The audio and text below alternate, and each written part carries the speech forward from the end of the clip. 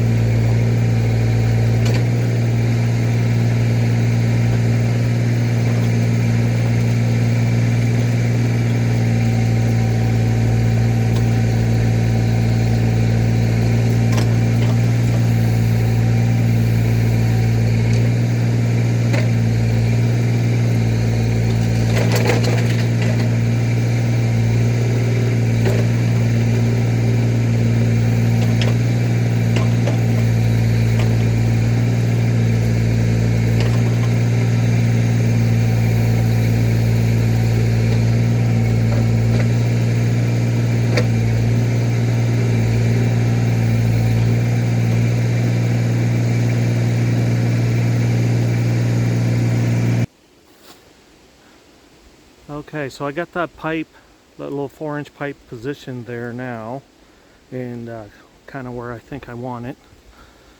Yeah, I had quite a time getting that birch tree out of the way. Finally got that moved. And yeah, so now I'm gonna try to dump some dirt on top of that. I'm gonna get resituated and kind of put enough there, keep some rocks. I want to try to clean out the ditch a little bit better at the front of this pipe, kind of upstream, and get enough dirt in there so I can get the tractor kind of on that other side. Okay, this is what we got going on so far. So I couldn't record the whole time. I mean, the rain came, now the sun's out, and it took me a lot longer than I thought. Now that it's getting wet, it's getting really greasy and slipping and sliding. So I just paused it there for now. And so what's going on, I got that 4-inch pipe in there right now because I just needed to build a little road so I can get in there. Eventually, over on this end here, I'm going to put another 4-inch pipe so that I can bypass it if I want to. I kind of did this right here so that I could drive across. And I have the ditch dug out for that big piece of pipe, culvert pipe. And of course, I got a tree that's growing right in the middle there. So anyhow, I'm gonna head over now and grab that black pipe and throw it in that trench.